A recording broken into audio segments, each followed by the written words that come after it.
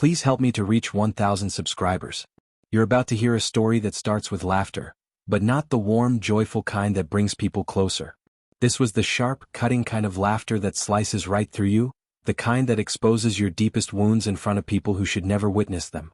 It happened at a family gathering. One of those nights where everyone expects food, jokes, a little teasing, and harmless stories. No one could have guessed that a single joke would tear everything apart.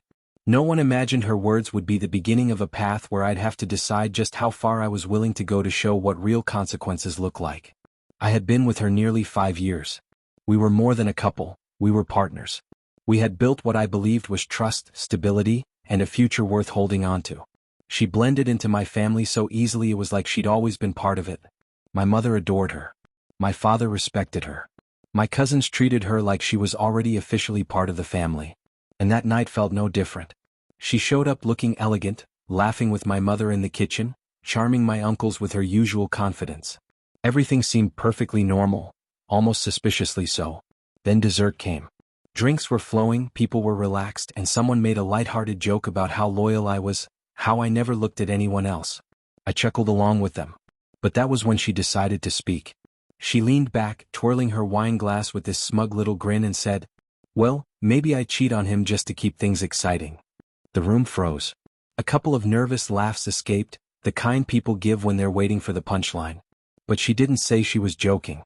She didn't correct herself.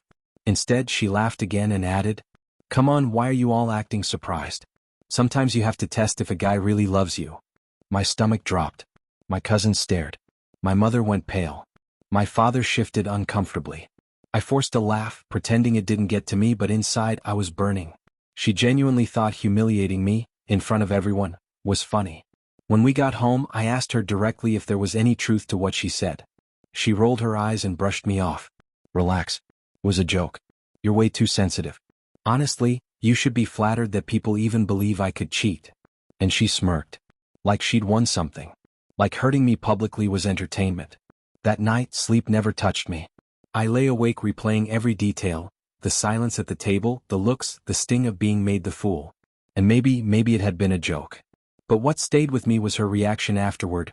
Not a hint of remorse, just arrogance and disrespect. That's when I made a decision. If she wanted to treat betrayal like a game, then I would show her exactly what losing looked like. The next day I started paying attention. She thought she was clever, but patterns don't lie. More time on her phone. Messages she tilted away from me. Sudden late nights at work. Excuses that didn't match her stories. I didn't confront her. Not yet. I acted calm, loving, predictable, exactly what she expected me to be. I wanted her comfortable. I wanted her careless. Weeks passed. Small clues added up. Forgotten receipts, unfamiliar cologne on her clothes, slips in her stories. My instinct screamed.